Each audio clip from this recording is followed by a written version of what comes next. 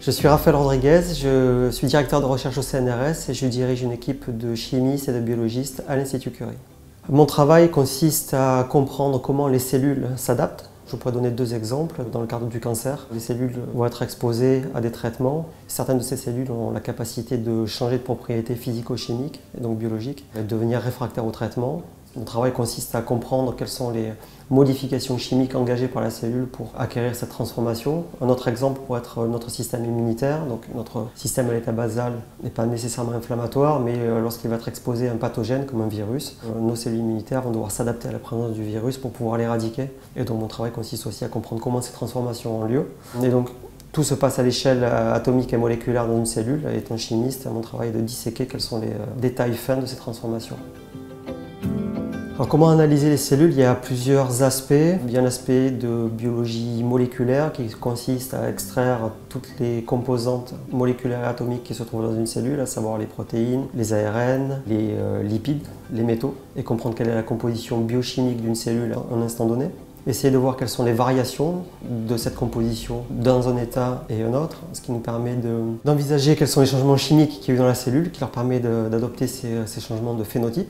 Et une fois qu'on a identifié certains partenaires, on va s'efforcer d'imaginer des nouvelles structures chimiques, des petites molécules sur le papier, qu'on va synthétiser dans le laboratoire, avec l'objectif de pouvoir manipuler ces molécules dans la cellule et essayer de corriger les défauts. Ça va nous permettre de contrôler cette transition d'un état à un autre et éventuellement de contrôler le processus pathologique.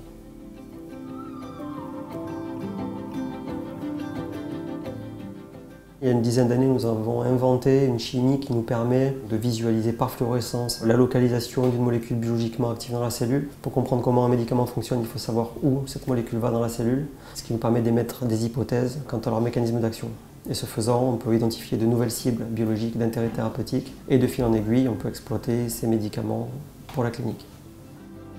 Alors à l'Institut Curie, moi je me sens très bien d'un point de vue intellectuel. À peu près toute la biologie cellulaire est étudiée et couverte. Et puis la composante que nous apportons, donc la partie chimie, nos collègues physiciens, il y a énormément de plateformes qui sont mutualisées dans l'Institut. Il y a une grosse diversité de cultures de différents pays et on ne se rend pas bien compte quand on ne fait pas de la recherche, mais en recherche ce que ça apporte, c'est que ce sont vraiment des manières de raisonner qui sont différentes.